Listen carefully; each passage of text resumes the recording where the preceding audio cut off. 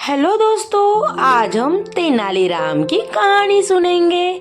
Hero का सच। राजा कृष्णदेवराय के दरबार में तेनालीराम नाम के मंत्री थे जो बड़े ही कुशल और समझदार थे। एक बार महाराज के सामने ऐसा मामला आया कि उनके लिए न्याय करना मुश्किल हो गया। ऐसे में तेनालीराम ने सूझबूझ से काम लिया और राजा की उलझन सुलझा दी। हुआ यूं कि एक दिन नामदेव नाम का एक व्यक्ति राजमहल में आया और न्याय की गुहार लगाया। राजा ने उससे पूछा कि तुम्हारे साथ किसने अन्याय किया है? तो नामदेव ने पूरी बात बताई। नामदेव ने बताया कि वो कल अपने मालिक के साथ कहीं जा रहा था तो उसे रास्ते में एक पोटली मिली जिसमें 2 चमकते हीरे थे। मैंने हीरे देखकर कहा कि मालिक, इन हीरों पर राज्य का अधिकार है, इसलिए इन्हें राजकोष में जमा कर देते हैं। यह बात सुनकर मालिक भड़क पड़ा और बोला कि हीरे मिलने की बात किसी को बताने की कोई जरूरत नहीं है।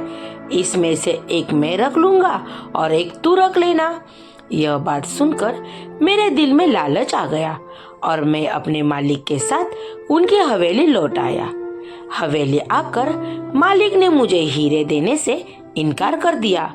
महाराज, मुझे न्याय दीजिए। रामदेव का दुखड़ा सुनकर महाराज ने तुरंत मालिक को दरबार में पेश होने का आदेश दिया। नामदेव का मालिक बहुत कपटी था। दरबार में आकर बोला कि महाराज, यह बात सच है कि हमें हीरे मिले थे, लेकिन वो मैंने नामदेव को दे दिए थे। मैंने नामदेव को आदेश दिया था कि इन हीरों को राजकोष में जमा कर देना। नामदेव में मन में लालच है, इसलिए वह झूठी कहानियां बना रहा है। इतने में ही महाराज बोले कि इसका क्या सबूत है कि तुम सच बोल रहे हो? नामदेव का मालिक बोला कि हुजूर, आप बाकी के नौकरों से पूछ लीजिए, ये सभी वहां मौजूद थे।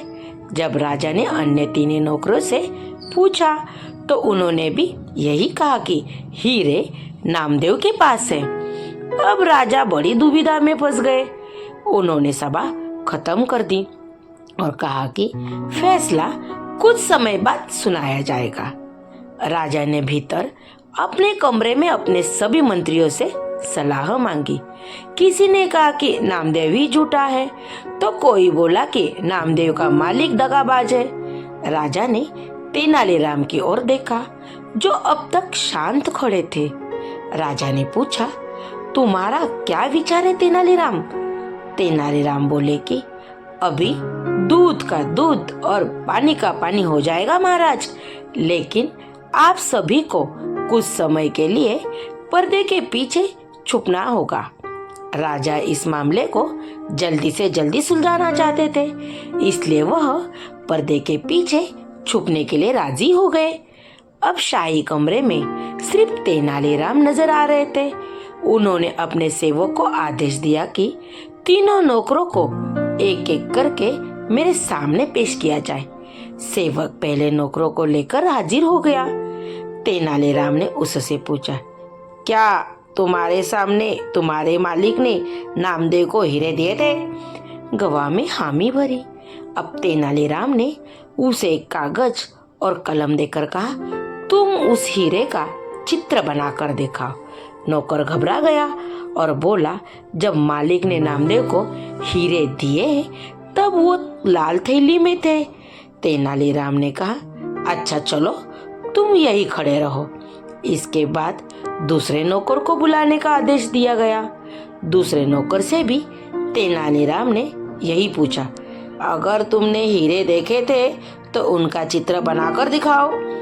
नौकर ने कागज लेकर उस पर गोल गोल आकृति बना दी। अब तीसरे नौकर को बुलाया गया। उसने कहा, हीरे भोजन पात्र से बने एक लिफाफे में थे, इसलिए मैंने उन्हें नहीं देखा। इतने में महाराज की और बाकी मंत्री पर्दे से बाहर निकलकर आ गए। उन्होंने देखकर तीनों नौकर घबरा गए और समझ गए कि अलग अलग जवाब देने से उनका झूठ पकड़ा जा चुका है। वो राजा के पैरों में गिर पड़े और बोले कि उनका कोई कसूर नहीं है, बल्कि मालिक ने उन्हें झूठ बोलने को कहा था, नहीं तो जान से मारने की धमकी दी थी। गवाहों की बात सुनकर महाराज ने सैनिकों को आदेश दिया कि इनके मालिक के घर की तलाशी ली जाए। तलाशी लेने पर दोनों हीरे मालिक के घर से मिल गए। इस बेईमानी के कारण उसे 1000 स्वर्ण मुद्राएं नामदेव को देने का आदेश दिया गया और 20,000 स्वर्ण मुद्रा का जुर्माना भी लगा दिया गया। इस तरह तेनालीराम की होशियारी से नामदेव को न्याय मिला और वो खुशी राज दरबार में खुशी का नौकर होकर लौट गया। कहानी से सीख। हीरे की चोरी। इस कहानी से हमें ये शिक्षा मिलती है कि झूठ ज्यादा समय तक छिपा नहीं रह सकता, इसलिए कभी झूठ का सहारा नहीं लेना चाहिए। साथ ही लालच का परिणाम हमेशा बुरा ही होता है। Thank you. तो दोस्तों, बताओ आपको ये कहानी कैसी लगी, कमेंट बॉक्स में कमेंट करके बताओ। और हाँ, अपने दोस्तों में शेयर करो। अगर आप इस चैनल पे नए हो तो चैनल को सब्सक्राइब करो और बेल आइकॉन को क्लिक करो। ऐसी नई नई कहानी मिलेगी सुनने।